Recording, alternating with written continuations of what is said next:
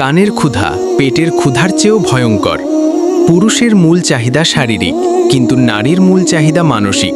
তার কানেরও একটা ক্ষুধা আছে, প্রশংসার ক্ষুধা, মনোযোগের ক্ষুধা, গুরুত্ব পাওয়ার ক্ষুধা। ভেবে দেখুন তো, আপনি শেষ কবে আপনার স্ত্রীর রান্নার প্রশংসা করেছেন? শেষ কবে তাকে বলেছেন, এই শাড়িটাতে তোমাকে দারুণ লাগছে? শেষ কবে তার হাতটা ধরে শুধু তার সারাদিনের গল্পটা মন দিয়ে শুনেছেন, কোনো সমাধান না দিয়ে, কোনো উপদেশ না দিয়ে? হয়তো আপনার মনেও নেই, কারণ আপনার কাছে এগুলো ন্যাকামি।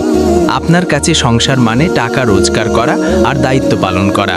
কিন্তু আপনি ভুলে গেছেন, নারী শুধু ইট সিমেন্টের ঘর চায় না, সে চায় একটা ভালোবাসার আশ্রয়। যখন আপনি তার এই মানসিক চাহিদাগুলো পূরণ করতে ব্যর্থ হন, তখন সে ভেতরে ভেতরে শুকিয়ে যেতে থাকে। তার আত্মবিশ্বাস কমে যায়, সে নিজেকে মূল্যহীন ভাবতে শুরু করে। এই শূন্যতার সুযোগটাই নেয় বাইরের কোনো পুরুষ।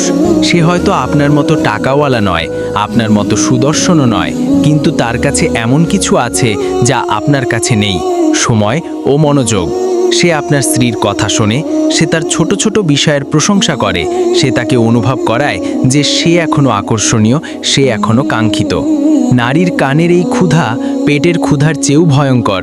এই ক্ষুধা মেটাতে সে নিজের সাজানো সংসার, সন্তান, সম্মান সব কিছুকে বাজি রাখতে পারে। যে পুরুষ এই সত্যটা বোঝে না, সে পৃথিবীর সবচেয়ে বোকা স্বামী। সে দামি গয়না দিয়ে স্ত্রীর শরীর সাজাতে পারে, কিন্তু তার আত্মাকে সাজাতে পারে না।